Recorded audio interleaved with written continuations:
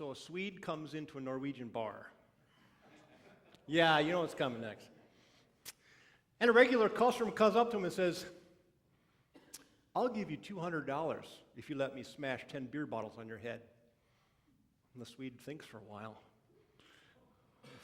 Finally relents because mainly peer pressure in the bar. So the Norwegian takes the first beer bottle, smashes him on the head. The Swede kind of dazed a little bit and thinking, that's not too bad. So he smashes the second bottle, and third, fourth, finally get up to the ninth beer bottle, smash, and the Swede's kind of like, oh man, this is getting kind of rough. He says, and there's a pause. And the Norwegian just sits there. And there's an empty beer bottle on the table, and the Swede says, well, aren't you going to break that 10th beer bottle?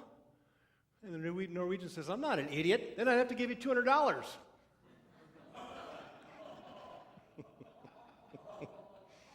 I can say that because I'm half Norwegian and a quarter Swede, so whoops, see? Recap from last week. We have the story of Ruth. Ruth is a Moabite. And how it happens is Naomi and her husband and her 2 sons are starving in Judah. So they go to Moab where there's plenty of food. And the Moabites welcome them and have them live with them. And actually, for about 10 years, Naomi and her family live in Moab. The 2 sons get married to Moabite women, Orpah and Ruth. And then Naomi's husband dies, and then her 2 sons die. And so what needs to happen is Naomi says, I've got to go back to my land. Now, Judah's fine. I'll go back to my homeland. You 2 girls, you have no connection with me anymore because my sons are dead. Why don't you go back to your family and find husbands for yourself? And that way you can regain your status as people of society. Well, the 2 girls want to stay with Naomi. And Orpah leaves and Ruth will not leave. You know, wherever you go, I will go. Your God will be my God. Will you be buried? I'll be buried. So she goes with Naomi, and they go back. And Naomi is telling the story to her friends in Bethlehem and saying, I left full, and I come back empty because all the men in my life are gone. And so the story continues. Now, Ruth is going out to the fields to glean. You know, that's kind of the welfare system at the time. You're told that the corners of the field you have to leave for people to come, the poor people or whoever, to come and take the grains off the stalk or on the ground or whatever. But you need to leave that. So she is going into the fields. And as you can see that Boaz, who is Naomi's relative, happens to be the field that she's gleaning in. And then it just so happens that Boaz shows up when Ruth is there. And it so happens that Boaz takes a shine to Ruth and asks about her. And they finally tell her, this is the woman who came back with Naomi, your relative. She's a daughter-in-law, and she would not leave Naomi for anything. She was steadfast to Naomi. So Boaz, in his mind, knows that this Ruth is someone of substance, of honor, that she is really worthy of being part of the community there. And so we see Ruth, who was coming as kind of a tag-along to Naomi, and now is proving to be, what do I want to say, she's into her own in a way. And now the roles are reversing in a way, because now she's taking care of Naomi, because she's the one going out and working. And Boaz recognizes in her and wants to reward her. And you've heard Mike read about what Boaz has said about Ruth. And so we have an abundance. Boaz acts over and above and beyond what the law required of him. Just let them go and glean, and that's fine. He said, invite her into more of the inner circle as someone favored. Don't go to anybody else's field because you may get raped. Stay in my field. Follow my servants. Matter of fact, be part of the group that goes out, not someone behind. Because we've seen that Ruth has also gone above and beyond what her duties were to Naomi. She could have left and had her own life. She stayed. So we've got 2 people whose character is flawless, who go above and beyond the call of duty for whatever they need to do. They are people of honor, and they both recognize that fact. It's not something that Ruth expected. She came expecting not much of anything. It's not something that Naomi planned to bring her daughter-in-law with her. But from that, good things are starting to happen. Good things are happening. Ruth is starting to find favor with Boaz and bringing in food for Naomi and starting to provide for Naomi. Something Naomi would have never dreamed of. Things in life happen unexpectedly. We may make decisions, and oftentimes we make poor decisions. Hopefully as we get older we become wiser and don't make the same mistake twice.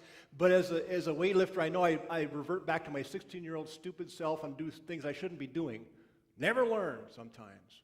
But hopefully we learn. But oftentimes we make poor choices. Things happen. But maybe not then, maybe a little later, maybe a lot later, we find that somehow God has taken that situation, decisions, whatever we're in, and done something good with it. In this case, with Ruth and Naomi, something good is coming out of this relationship between the two of them. And now we're forming a relationship with Boaz and Ruth. Something unexpected. But somehow God saw to it that they were in the right place at the right time together. Coincidence? You can call it what you want. We have that in our lives too, that sometimes things happen. You think, there's something else going on here. It just can't be coincidence. There's something more at play here. Unexpected decisions sometimes bring unexpected results. I was at Taekwondo yesterday. My daughter's in Taekwondo. And the neighbor boy, Chris, he's going to be 11 in August. He's been in it for a while, and he's actually the one that got our Annie interested in this. And so Chris was testing for his black belt yesterday, along with 4 other boys. I think the oldest was 17, and then there was like 11 and younger after that. 2 hours yesterday, they did their forms, they did their breaking, they did their kicks, they did whatever else. But 2 weeks prior to that was called the Endurance Day. And I was told, whatever you do, don't bring Ariana to this endurance test. Because for an hour and a half, Master Lee, who's from South Korea, you can't understand a word much he's saying because he's very, very South Korean and very much sometimes, this is the old school. He makes them run and do duck walks, forever and ever and ever. And halfway through, they're crying. All the kids are crying because of the pain of the endurance. It's just miserable for them. This happens for an hour and a half. He just has them doing all this kind of stuff. But yesterday, do you think they remembered the endurance part of the testing so much? Maybe. But I think they were so elated to finally get their black belts after maybe years of studying. And I know that some people have kids who are black belts in Taekwondo. I see 2 out there already who've got kids that are black belts. But there's this certain unexpected, the kids didn't expect to go through this endurance. But it happened. And something good came from it. Now they have their black belts. This is an accomplishment. You look on the wall and there's 14 different belts, levels. Ariana's been in it for a year and she's maybe halfway through already. It's a long process. But something unexpected turns out really great. I have a friend who's got friends with 2 kids who have Down syndrome. They had one boy, and later on they had another child, Down syndrome again. And I said, well, how do you deal with that? You've got 2 kids with Down syndrome, and the mother would say, I wouldn't have it any other way. These boys have shown more love than you could imagine.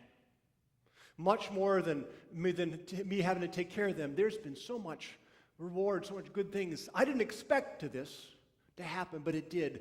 But really wonderful things happen from it. Now, I'm not saying that happens all the time. But God does work in our lives to give us things. And sometimes we have to recognize where the abundance in our lives is. Sometimes that takes time. Sometimes it takes people to show us where, in fact, we are abundant. If anybody goes on mission trips to a different country, a third world country, in terms of abundance of material goods, what we have. Sometimes we go to places and find out we don't have as much abundance as they have in other aspects of their lives, our lives.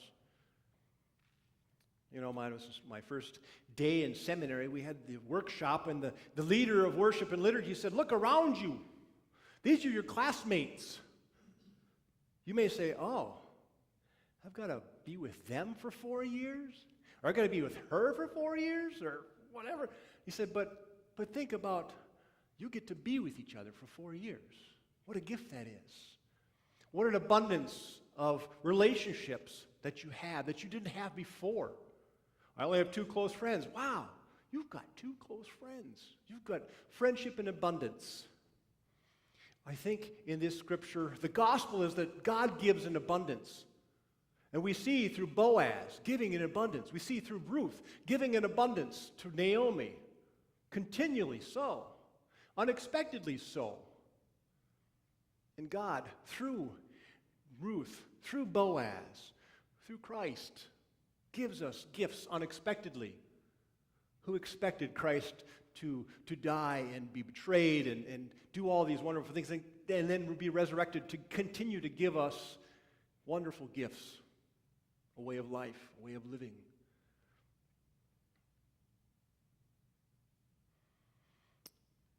Christ, through his abundance, however that's recognized, has been going on for years and years and centuries, 2 millennia.